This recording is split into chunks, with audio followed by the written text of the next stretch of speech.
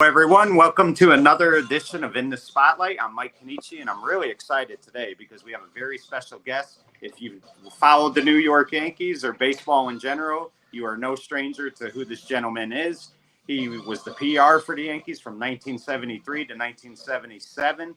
He produced the public relations for WPIX for over 11 years. He's the author of several books, including 3 bestsellers for the New York Times. And we are delighted to have him on, Mr. Marty Appel. And Marty, I want to thank you for coming on today. It's a real honor. Thank you, Mike. Good to be with you. If you don't mind, I'd like to correct the years you had me working for the Yankees, because I started in 1968, which not only makes me sound ancient, but it means I was there when Mickey was still playing, and my first job with the Yankees was answering his fan mail. Right. So and I love that I go back to 1968 with the team, which was still the original stadium. It was CBS owned the club. A lot of history since then.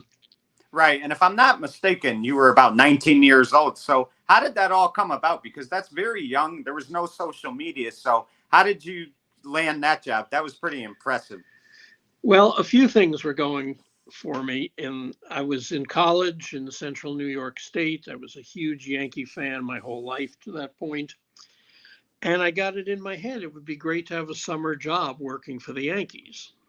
So I knew the name Bob Fischel as their PR director because he'd been in the yearbooks and edited all the yearbooks.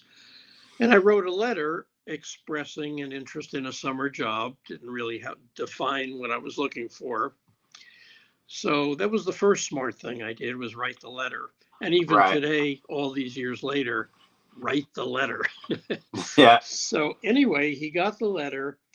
And at the same time he got the letter, Pete Sheehy, the Yankee clubhouse man, had rolled into his office cartons and cartons of unanswered Mickey Mantle fan mail. And Bob knew that those needed to be answered or there'd be a lot of unhappy fans out there. So my letter comes the same day that those boxes of fan mail were wheeled in there. And in the late 60s, it's important to note, baseball was not very cool and was not a profession of interest to college-age kids. So mine was the only letter. Now, today, you don't break into a major league front office unless you've got advanced degrees in business, marketing, public relations, other skills, maybe even math. For me, I was a political science major and just a great fan who could tell you who led the team in triples in 1953. Right. So he liked my letter. He had a need, invited me in for an interview. The interview went well, and I got hired. George Steinbrenner came to buy the team a few years later. Bob Fischel left. I had by then become a full-time assistant to him. Mr. Steinbrenner asked me if I felt up for the job when Bob Fischel left. Yeah. And I did, because I'd learned from Bob Fischel, who was the best PR man baseball ever had. Yeah. So it was a great education working with Bob. And I said yes, and I was only 23. And I think still today, I'm the youngest PR guy ever hired by a major league team. Part of that was Mr. Steinbrenner didn't understand the culture of baseball, where it was usually former longtime newspaper beat reporters who became PR directors of the club. Most of my colleagues on the other teams were in their 50s or 60s, and I was 23. Yeah. So it was quite a remarkable thing, but good fortune was with me.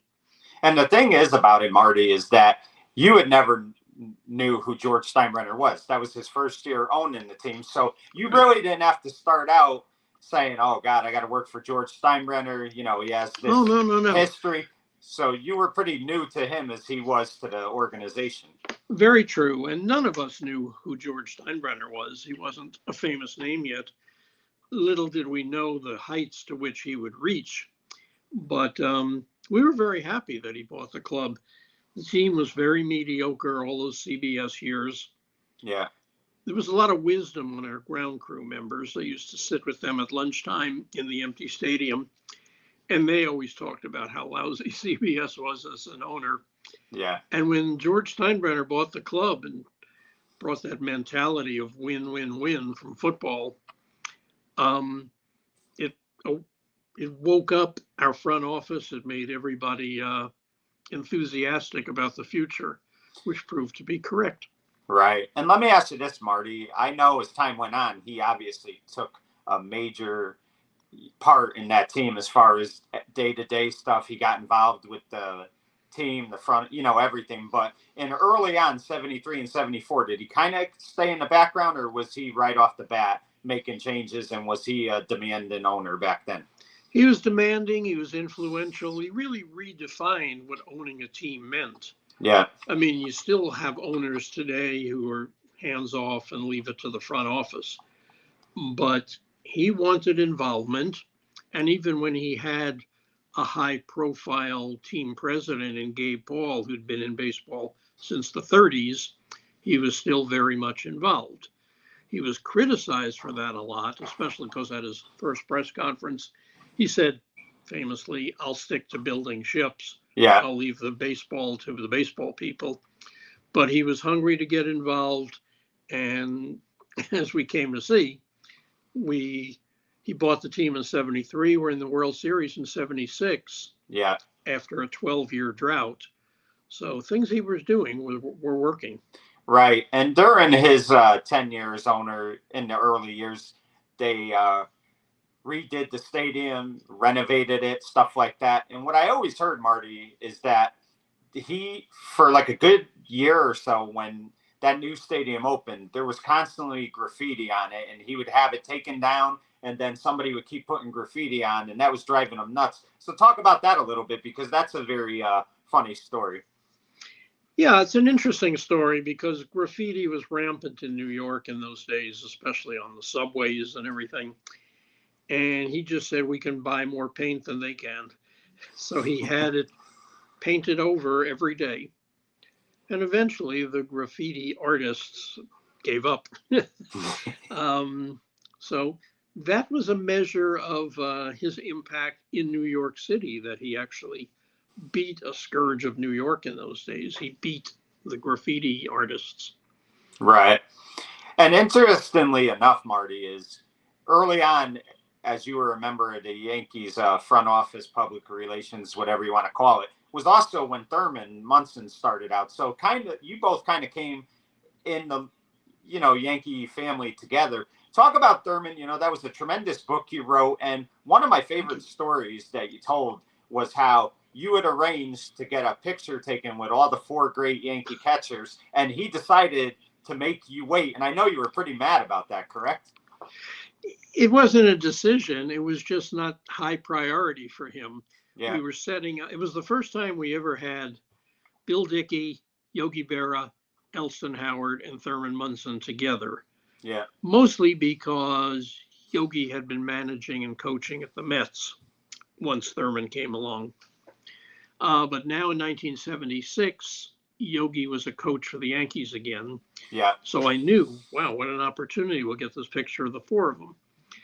Thurman at that point was not really involved in thinking Yankee history or important historic photos. He was in his underwear in the clubhouse watching cartoons on Channel 11. Yeah. Or Three Stooges or something like that. So I get the other 3 guys in front of the dugout, the great Bill Dickey, the great Yogi Berra, the great Elston Howard, and where's the easy one, where's Thurman? So I had to run in the clubhouse. Thurman, the photo, remember I told you all about we were going to do it at 12:45? Yeah. Well, it took him another 20 minutes to get dressed and get out there. But we got the photo. And believe me, that's an important photo in Yankee history because it was never redone. The 4 of them were never together again.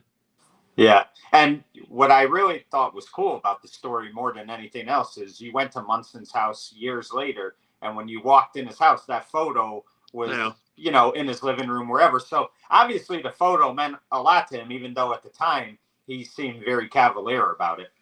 It was the year he became Yankee captain, And whether he liked it or not, he had to immerse himself in Yankee history and kind of understand it all.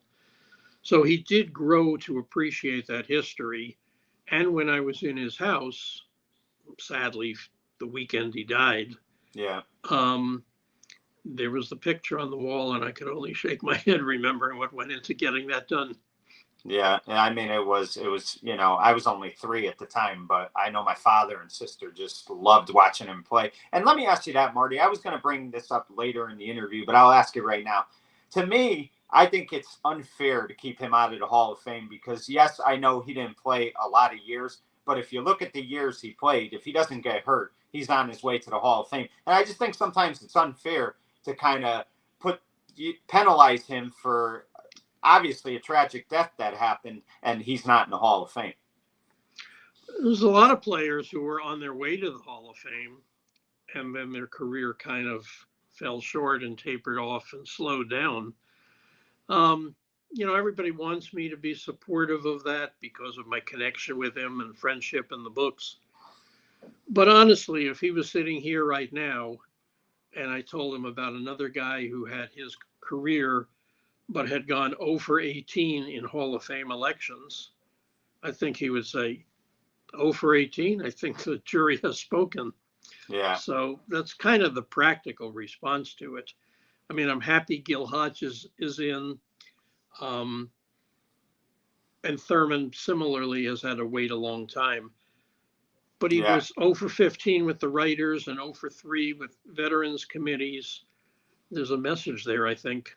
Yeah, but the one thing about that message that they're taking a lot of criticism for, and I know you know what I'm going to say, is how did Harold Baines get in the Hall of Fame? And no disrespect to Harold Baines, but he played 22 years, and Dale Murphy's stats are so much better than Harold Baines, Don Mattingly, stuff like that. So, I mean, it's things like that that really bother a fan and probably bother a possible Hall of Fame inductee when they see that he got in and they're still not in. I get it. And I wouldn't have voted for Harold Baines. Yeah. Not that I have a vote, but yeah, I understand the argument for that. I just know if Thurman was here and said 0 for 18, he doesn't belong in the Hall of Fame. Yeah. So, Marty, let me ask you, I mean, how stressful at times was it to be a public relations director? Because it's not always easy getting these players to do interviews, keeping the press happy, keeping George happy, obviously. So although it was fun and you were a young kid in his middle 20s, at times it had to be very stressful, I would imagine, correct? Yeah, it was, it's stressful on occasion. But for the most part, I look back on it as really pleasant years, exciting years. I mean, the players were earning kind of the same salaries we were in the front office. They weren't millionaires. They were easier to work with. They didn't have entourages you had to go through to get them to do something. And I was their age. I was traveling the country with them, and they were my friends. So it was a unique situation in that they were my contemporaries. When we had dinner together, we would divide up the check. It wasn't like somebody was picking up the check. And with that memory is that those are such pleasant days and good guys to be around. I think about players that people may not even remember were with the Yankees, but I remember going to dinner with Scott McGregor or Rick Dempsey or Tom Chopay or people like that. Yeah. More familiar names like Roy White or Bobby Mercer or Ron Bloomberg or Thurman. And it was like a very normal event. It wasn't like they're millionaires. You can't approach them like that. Yeah. It's a different game, obviously, now, which we'll get to soon.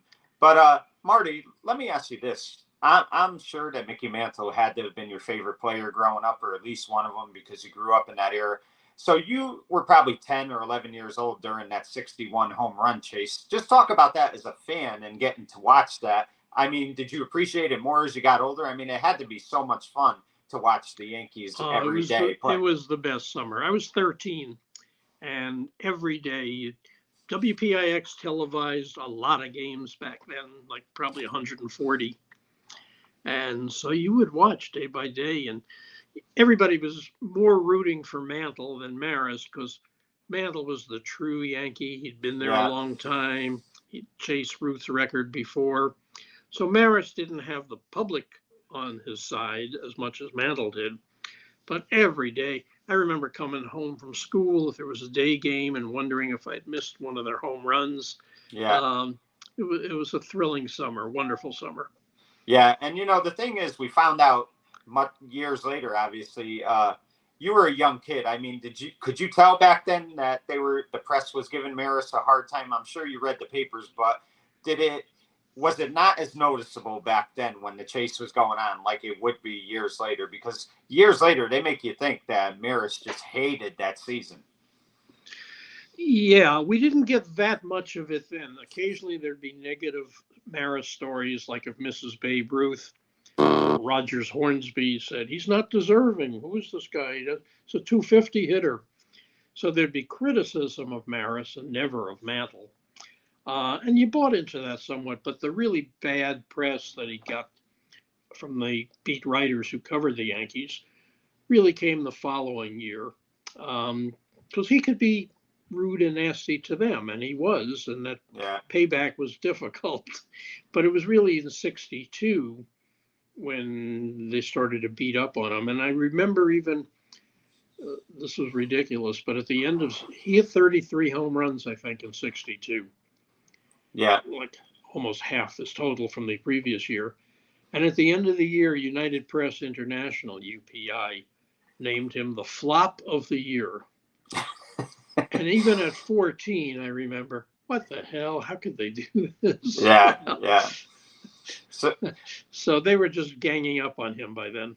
Yeah, and one thing, the movie was a great movie by Billy Crystal. He did a great job with it. But there were a couple, I know that people who knew Commissioner Ford Frick and stuff, that they make him out to be rooting for Babe and hoping Maris doesn't break that record. But it doesn't sound like that's exactly how he felt. He just didn't think that it should be recognized if it was 162 games. But I don't necessarily believe that he was against Maris. I mean, you probably know better than me. People at the time thought he was against Maris because he had been Babe Ruth's ghostwriter and a friend of Ruth's. Yeah. So that you couldn't help but think that played into the decision. It was a tough decision because '61 was the year that they expanded the schedule by 8 games. Now that's over 30 at bats, which for an average home run hitter is going to be 2 or 3 more home runs. So it was a tough call because is he just going to sit by and let it happen and watch the record book get decimated? It took years to realize record book's not getting decimated. This is not changing everything. And Maris's feat in 1961 really stands alone as a remarkable accomplishment. So with that in mind, I recognize Frick's tough call, but I also appreciate that what Roger did deserved full hero worship right from the start. Right. Marty, your final year as public relations for the Yankees, full year anyway, 1976, was a big year. They the new stadium opened. They win the pennant. Everybody knows about the Chambliss home run. But talk about that 76 season. How fun was that for you as a media relations person? Because it was really a big year, and Yankee baseball was definitely back, and New York City in baseball was back as well. Well, we hadn't won a pennant in 12 years, and so it was kind of, in my memory, it was just kind of remarkable how easy it came in '76. We led the whole season. It was obvious we were going to win the Eastern Division. Yeah. So the fact that it came so easy after 12 years was kind of remarkable. Billy Martin was his first full year as manager.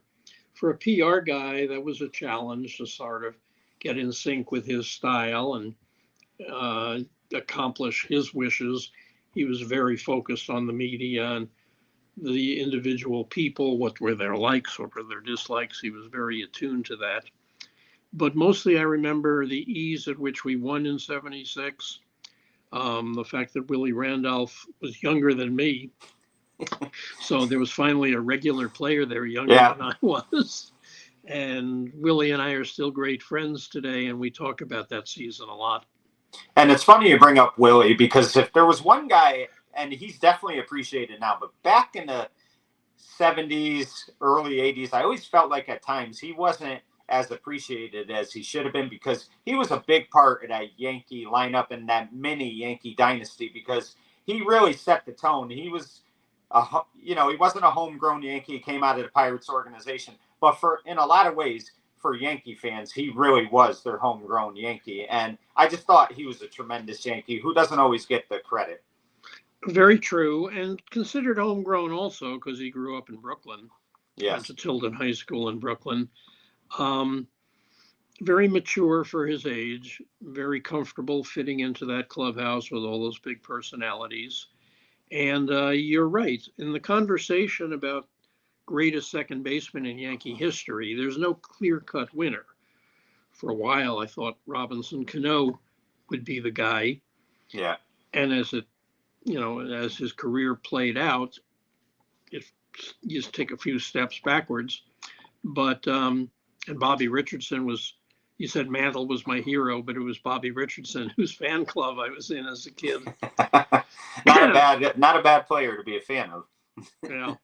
So, but Willie's in the conversation as to who's the greatest second baseman in Yankee history, with Tony Lazzari and Joe Gordon, who are in the Hall of Fame, with Billy, with Bobby, and with Robinson Cano. Yeah. Yeah, he definitely was. One other thing I wanted to say is Lou Gehrig, of course, is always going to be the best first baseman in Yankee history.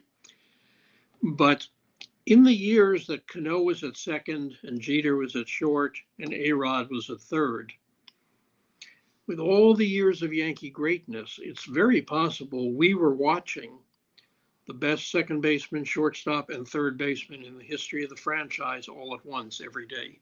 Yeah, that's very true. I mean, and that's a credit to the talent those players had. And at times, I mean, the argument's always been that Jeter was the best wasn't even the best shortstop on his team. It was A-Rod. So, I mean, we could get to that later. But let me ask you this. Talk to me about that Chambliss at bat and that night, because that finally got them over the hump. They got back to the World Series. And, I mean, God, pandemonium. I mean, those fans running on the field. I mean, we're lucky nobody got seriously hurt that night. But talk about that night. Take us back to what that felt like for you being a part of it. It was a lot of pressure.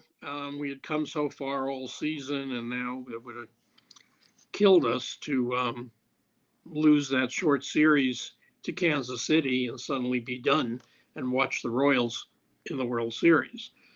So those are high-pressure games that we really, really needed to win.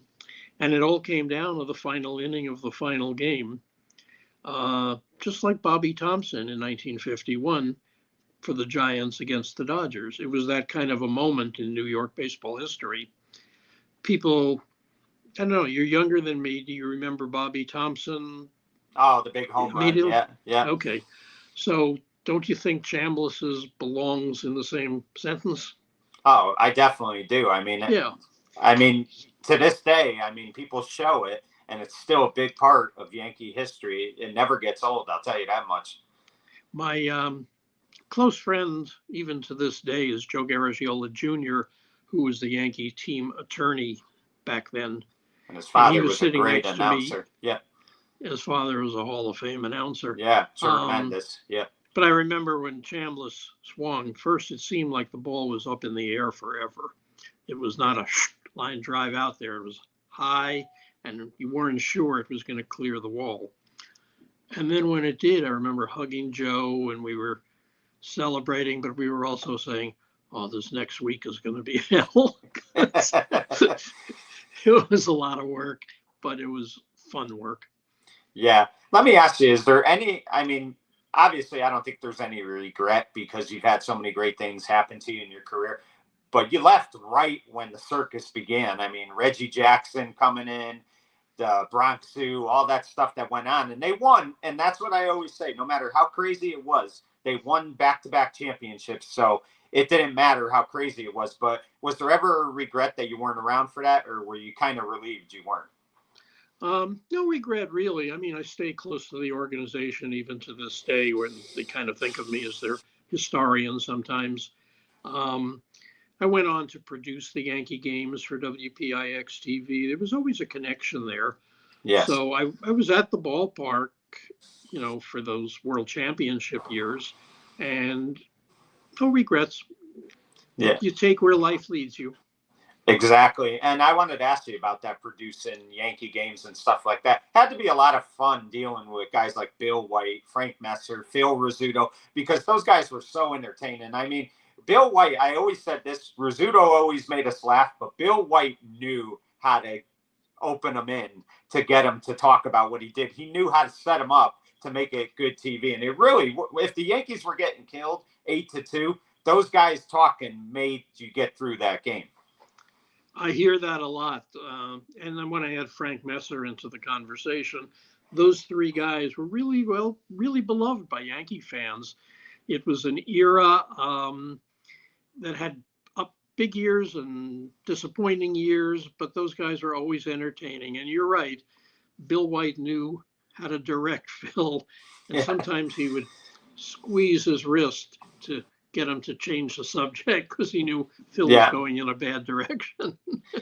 And the other thing I thought that was good as well is when Bill White left, Tom Seaver did a good job of being that next guy. I used to crack up. He would get Rizzuto so off. He would catch him so off guard with something he said. And you would just see Seaver in the background cracking up like crazy. And I really thought that Seaver was very underrated as far as working with Phil Rizzuto. I thought they had good chemistry as well. I'm glad you say it. Seaver was my idea. I hired him when Bill White became National League president. And Seaver was a friend. He was a broadcast pro, having done World Series for NBC. So I had full confidence that he would bring a lot to the booth, and he did. What I think now, looking back, I don't think it ever really scored with Yankee fans. I think they always thought he was a Met. And I'm not sure that his popularity and his ability was ever fully appreciated by the audience. So I take a step back on that one and say, did I do the right thing? I'm glad I brought him in because we had a total pro and a big star.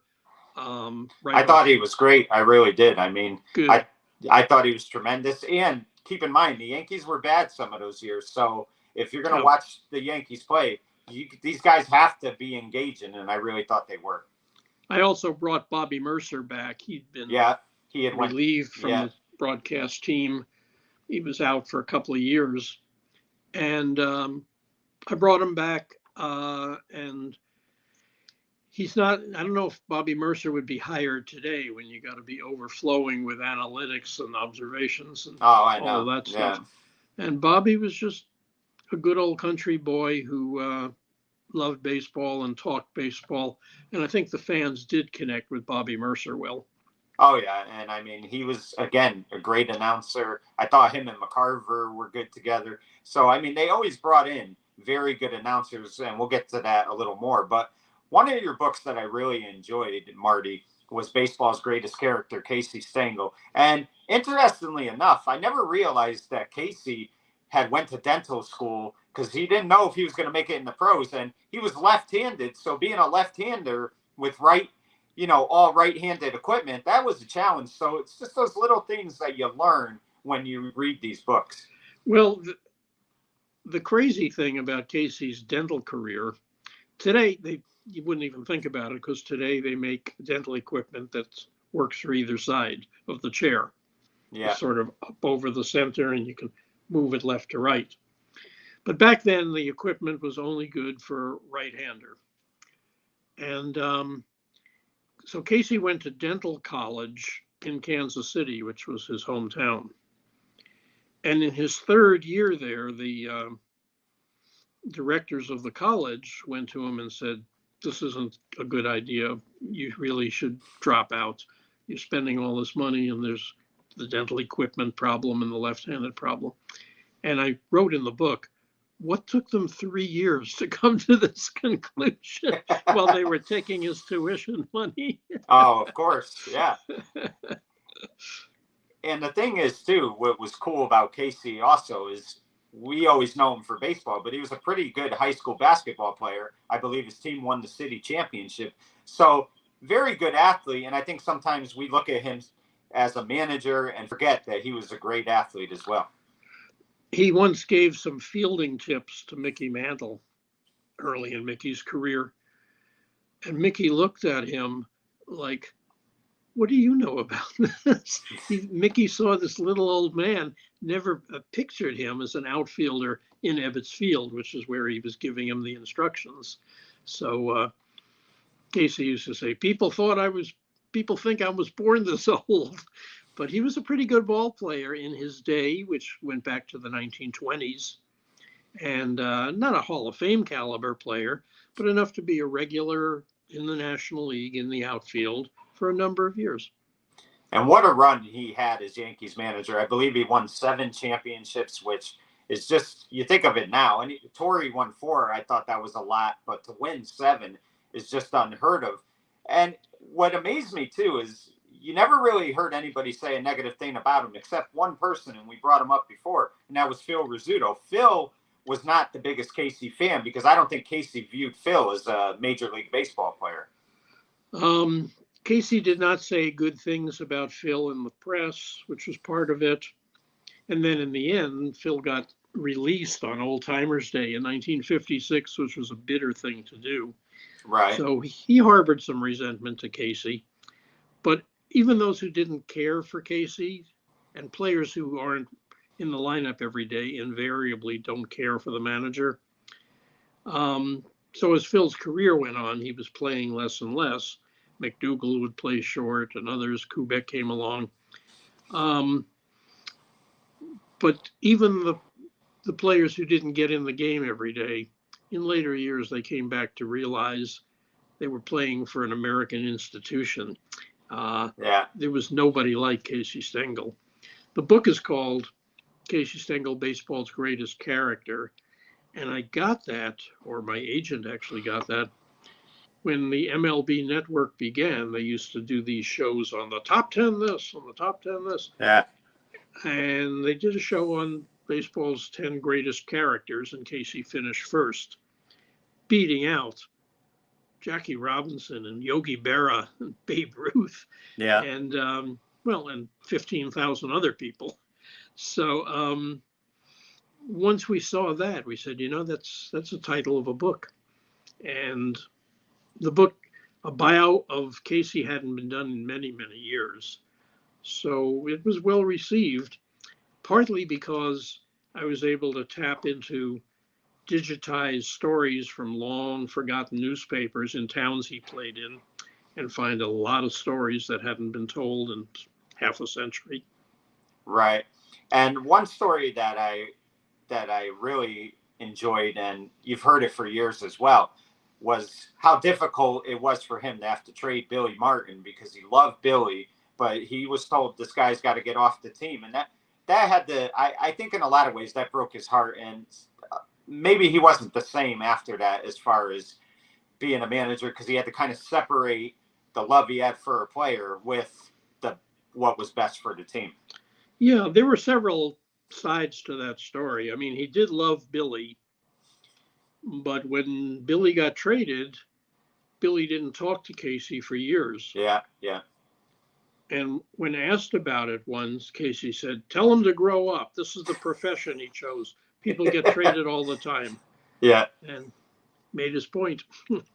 And that had to be enjoyable for you to write a book like that, to get to kind of chronicle his career and stuff like that. And I'm sure the times you got to meet him, though they were probably brief, that had to be a thrill for you, just as a guy who was a fan for so many years. Yeah, I mean, he was the manager all my growing up years, and my heart was broken when the Yankees fired him. I did meet him 3 or 4 times when I would organize Old Timers Day, and we got him to come back. So he deserved special treatment, and I made sure he got it. So my time meeting Casey Stengel who broke in like 1910, something like that, 1915 maybe, I'm forgetting for the moment. It's like walking back in history, like Yeah. I'm here with a guy who was born in 1891. How remarkable is this? Right. We talked about Thurman Munson in the Hall of Fame briefly. Another guy I want to bring up, and he is my all-time favorite athlete, and I guess I'm biased in that way, but Don Mattingly had a great run in the 80s. I mean, watching him every day, what Yankee fan didn't want to be Don Mattingly? So let me ask you, as far as his Hall of Fame status goes, he obviously got hurt in 1989, and he was never the same after that. In your mind, is he a Hall of Famer, or do you think he just misses it? Well, you could look at it in two ways. I think he's not, because he played those last 5 or 6 years with a bad back and wasn't putting up Hall of Fame numbers. On the other hand, the question is, if you have your big years first or last, which is more important? He kind of had the same career as Kirby Puckett, who finished big. His last 5 or 6 years were remarkable, and Kirby's in the Hall of Fame. Sandy Koufax, his last years with the Dodgers were his big years. His first years were not. Yeah. So on the basis of that, you could say he should be in. He was my favorite in his time and my son's favorite growing up, with a poster in the room and everything like that. So he's one of those guys that would make me very happy if he was in. There were several years there where he was considered the best player in the game. Right. Same for Dave Parker, who had his time and is not in the Hall of Fame. It's just the foibles of how the Hall of Fame works. But I'd be very happy to see. I'd go up to Cooperstown for that induction. Oh, absolutely. And I feel really bad for him, because you talk about a guy who just never had any luck as far as a team player went. He leaves the Yankees after 95, and they go on this magical run. Right before he goes to the Yankees, they make the World Series. So you just always feel bad. And I'm glad he got in the playoffs in 95 and he performed well. But don't get me wrong, I'll never take away those championships. I love them. But I always do feel a little sadness that he wasn't there for at least one. Yeah, me too. But I remember thinking in 96, if they didn't have Tino Martinez at first base, they wouldn't have won. Yeah, and it was an important position to have power and run production out of. Right, and Tino's another underrated Yankee. We talked about Willie, but I think sometimes fans, we always talk about the core four, and obviously Bernie should be in that conversation as well. But Tino and Paul O'Neill, there were guys, those two right there. You don't win those 4 championships without those two. They were as good as any 2 players that were ever on a baseball team. Yeah, absolutely agree. I also think Mark Teixeira had a fine Yankee career. Yes, I do. I'm not saying he should be in the Hall of Fame, but at the election last month, he got like 3 votes or something. Yeah. He'll be off the ballot. I was like, what happened to the importance of being a Yankee for Hall of Fame voters? It wasn't there for him. Right. And I know character always plays a part in the voting too, but there's one guy, and I'm not sure if you're going to guess who I'm talking about, but he should be in the Hall of Fame because in an 11-year period, he drove in 100 runs, 9 out of those 11 years, hit over 30 home runs. And he's not in the Hall of Fame because baseball hated him, and that's Albert Bell. So that's a problem to me, because how is he not? He doesn't even get close. How does he not get close with the stats he put up? It's the only Hall of Fame where people have these discussions and really care passionately. I got to say, I don't think I knew any of the players who went in the Football Hall of Fame a couple of weeks ago. I knew about 1 or 2, but that was it. Yeah, yeah. And it seems like I didn't care. Hold on. Yeah.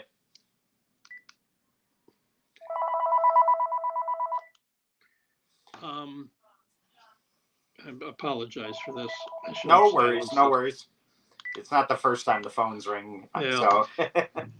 But I didn't know any of the Football Hall of Famers, and I didn't even care to have a discussion about it. Yeah, and I think the difference between, just to compare them a little bit, is football.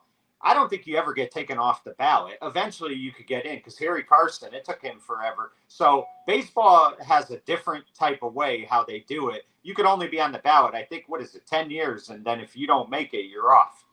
Yeah, it used to be 15 in the Yeah. days that Munson was on the ballot, and now it's 10. So let's talk, Marty, about another book that I really enjoyed. And what I really enjoyed about the Baseball Empire book is what really fascinated me is how you went into detail about the whole sale of Babe Ruth to the Yankees. Talk about that a little bit, because that's a tremendous story as well.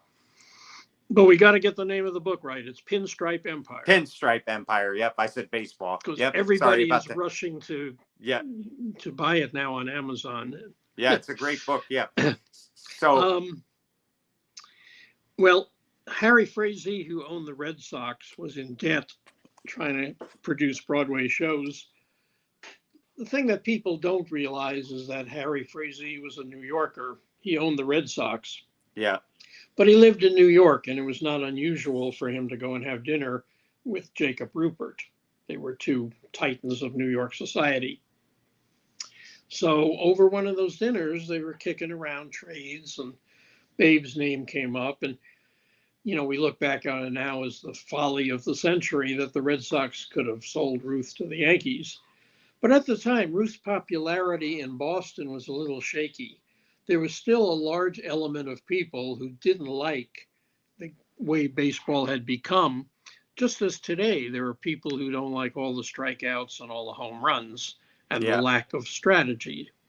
And back then it was similar. They thought Babe Ruth's style of just winning games with home runs took away the bunt and the sacrifice and the hit and run and all of those elements. So they kicked it around, and Rupert sensed a good thing, and they made that deal, and it changed the history of those two franchises. Yeah, and you know, I really think about this. Could you ever imagine if, say, 1988, the Red Sox sold Roger Clemens to the Yankees? I mean, that owner would be kicked out of baseball. So it just happened, right time, right place. But I'll tell you what, it is amazing to think. But then again, I don't think the rivalry was really that big yet with the Red Sox and Yankees. So I think you could get away with it back then. But boy, if you ever did it in, like I said, 1988, 1990, I mean, those fans would never get over that. Well, Wade Boggs and Louis Tion came to the Yankees around that time. Yeah. So, and the rivalry was very strong then. So things happen. Right. So let me ask you, you just mentioned it. You have an updated version of the book that it came out in 2020, right? So I'm assuming it probably came out like right around when COVID was hitting and stuff. It came out last year. It goes through the 2020 season, and it's okay. What you get is what's available in the Kindle edition, the ebook edition. Right. So they didn't put out new hardcover or softcover editions, but it's a lot easier to update the online version. So if anybody is thinking of carrying the Yankee history in their pocket, that's the thing to get. Pinstripe Empire, the ebook version, which I think is less than $10. Yeah. And you got the whole history of the Yankees in your phone. One thing that always fascinates me, Marty, is what goes into writing a book. And we've talked about these books you've written, but you've also been a ghostwriter for other people as well. I think former Major League umpire Eric Gregg, you kind of were the ghostwriter for his book. We talked about Seaver. I think you wrote for Seaver, even Larry King. So, I mean, you've wrote a lot of these. You did a lot of the writing for these authors and stuff. Talk about that and what goes into writing a book. How hard, like how many hours would you say, maybe not even hours, I'll say maybe weeks, months, do you have to put in to just write one book? Well, it obviously depends on the subject, but the thing to remember is a ghostwriter's name is unknown, doesn't appear. You really are a ghost. A collaboration is when the person I'm writing with does his or her story, and right on the cover of the book it says with Marty Appel. So I'm very proud of those efforts that you've mentioned, and they were great fun times for me, especially Eric Gregg, who kind of forgotten was a oversized National League umpire with a great sense of humor. Yeah. And I would take the train from New York to Philadelphia in the off season, and we would sit down and he would tell his stories. And my job would be to weave them into the form of a book. Right. So, very pleasant task, lots of laughs. Eric was a great guy to be with. Larry King, similarly, wasn't a baseball book, but he was such a big baseball fan that we talked baseball endlessly. Yeah. I remember we were in his apartment in Arlington, Virginia, and we were watching the Dodgers and Giants in a late season game of some importance back in the early 90s. And Robbie Thompson of the Giants comes up with a chance to win the game. And Larry and I look at each other and we start doing Russ Hodges' call of Bobby Thompson using Robbie Thompson. it was a funny and very memorable moment. In terms of the hours with Larry King, must have been like 15 hours, with Eric Gregg, probably 10. But I know some people who can do a 1 hour phone call with a guy and have enough to start writing a book. I'm not that skilled, or maybe not not that sloppy. I don't know what to say, but you got to put in the time to it, and you got to try and capture their voice, Right. Which is sometimes tricky, but everybody's got their own style, and you don't want the style to sound like Marty Appel. You want it to sound like Larry King. Right. So I'll just ask you about baseball or Pinstripe Empire. How long would you say it took you to write that book? That took about a year and a half. Right. That's a lot of research too. So a lot of research, but you got to remember, I became a fan in 1955. So the Yankees started in 1903. A lot of research up to 1955. And then I had in my head everything that needed to be in there. It was a matter of fact checking and making sure my memory was good. But I think if I wasn't a baseball fan and a Yankee fan, it might have taken 5 years to do a book like that. Yeah, it definitely would. But I mean, just so many great books. And I mean, throughout your career, Marty, you've just had so many great moments. And what I mean by that is you've gotten to interview different people over the years. You've got to be a part of great moments in not only Yankee history, but baseball history. You've even worked for the commissioner's office before. So, I mean, you've seen it all. I mean, is there any one thing that stands out to you? Are you just grateful for everything that you've had? I remember driving home at night in my first season with the Yankees up the Palisades Parkway in New Jersey and thinking, Mickey Mantle knows my name. How improbable is this? Yeah. And a lot of great moments, a lot of great people I've known, a lot of great friendships I still have. But just working with Mickey Mantle and his knowing me, what a thing that was for a kid who grew up in New York. Right. We have a mutual friend, Marty, who he's always been very good to me, and I know he's a good friend of yours, and that's Rich Marazzi. And he speaks very highly of you and has always for years talked about the importance you've meant to the Yankee organization and baseball in general. But that's like a fraternity for a lot of you guys who are writers, press, members of the press. You guys kind of stick together, I would imagine, right? Because you see each other so much. Yeah, there is kind of a fraternity in there. I wouldn't like to think of it as a closed fraternity where we don't want to hear from ordinary fans, because I'm always open to that. But Rich is a specialist himself. He's the most knowledgeable person I've ever known about baseball rules. So I admire Rich and I treasure our friendship. Right. Marty, one of the things I wanted to ask you before we go, talk to me about the run from 96 to, I'll say 2003, because that was really the run. I know they didn't win in 01 and 03, but what a stretch the Yankees had during that time. 6 pennants, 4 world championships.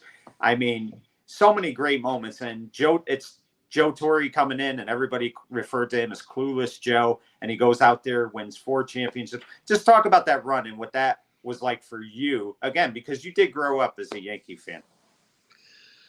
Well, it was enjoyable and entertaining, and we saw such great players coming through. And even the lesser remembered ones like El Duque was fascinating, to just see him arrive on the scene with his backstory of escaping from Cuba. It was not only a great run, but you come to appreciate it even more when you realize to accomplish. I mean, you mentioned earlier Casey won 7 World Series, Joe Torre won 4. For Joe Torre to win 4 in this era, when there's so many more teams, so many levels of playoffs that you got to get through. Yeah. So many, the players are all millionaires on multi-year contracts, multilingual. They speak so many different languages and come from so many different countries. Joe Torre had a much more demanding boss than Casey Stengel did. The things that Torre accomplished, and then later Girardi, in view of all of that, was tremendous. Not taking anything away from Casey Stengel. It wasn't his reality when he was there. But to win against, all those opponents, not 7 opponents, to win 3 rounds of the playoffs, including the World Series, to do it in such a short span of time and keep repeating. Look at how hard it is for a team since the Yankees to repeat. So my admiration only grows with understanding all of that. And let's not forget that 99 season. They won 11 out of their 12 playoff games. I mean, that's unbelievable. They swept Texas. They beat Boston in 5, and then they swept the Braves, the Atlanta Braves, who had all that pitching. I mean, that just goes to show the type of manager he was and the type of players he had play for him. If not for missing out in 97 when Alomar took Rivera deep in the playoffs, they could have won 5 straight World Series in this era with all these factors. And don't forget 0-1. They had that game. It was the 9th inning, heartbreaker. But so realistically, you could have won 6. It's just crazy, but just a tremendous run.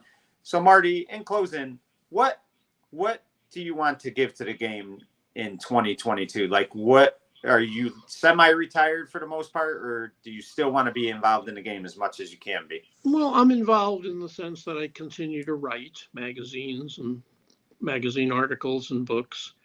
I'm close to the team in that people view me as a Yankee historian, so they'll check in with me. Not a bad title to have either. Well, it's not an official title. There's nobody has that title. Right. But I'm proud to be thought of as a Yankee historian. And I hope they get this season going fast. Yeah. I would hate a shortened season. I hate a shortened spring training. I mean, this is the way our bodies, our calendars are focused. Yeah, and I don't know if baseball could recover if they have another work stoppage. So as we're recording this, the game is shut down. And I hope they all come to their senses and say, you know what, we really should be playing and cashing all those checks. Exactly. Well, Marty, this was a real honor for me. First off, congratulations on a great career that has been going on for over 50 years, and you should really be proud of yourself. Thank you for all the stuff you gave us Yankee fans, the information you gave us, those books, which I love reading. I mean, you really are the historian of the New York Yankees, and someday I believe that will be the title they give you. So thank you again for that. And I just look forward to continuing to see you in the game of baseball because you're one of the best people in it. So thank you again for coming on today. It was a real honor for me. An honor for me, and thank you for all those kind words. And let's play ball. Definitely. Well, folks, there you have it. Marty Appel, he's been in baseball for over 50 years. You got to learn so much about him today, but there's so many more things that we didn't even cover that stand out about this remarkable human being. Think about what he's done. A 19-year-old boy doing fan mail for Mickey Mantle, and then he became the PR relations person for the Yankees as a 23-year-old for George Steinbrenner. That's not easy to do. And look at everything he's done since. A wonderful career, extraordinary career. And he's one of the best people, like I said, in the game of baseball. Baseball is very lucky to have people like Marty Appel because one thing they could always count on is he will give 150%. For In the Spotlight, I'm Mike Kenichi saying good night, everyone.